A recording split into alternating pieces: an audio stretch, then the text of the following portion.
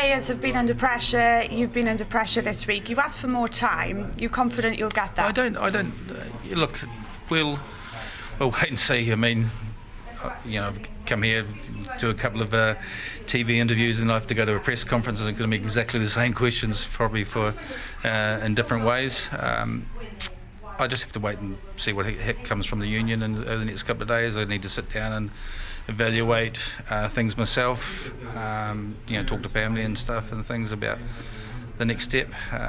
But what I saw today, and the Welsh public and the fans, they should be proud of that. Those boys get out there and they gave everything for that jersey, and that's all I was asking for. Go out there and learn from that experience. Just with how much inexperience that we had.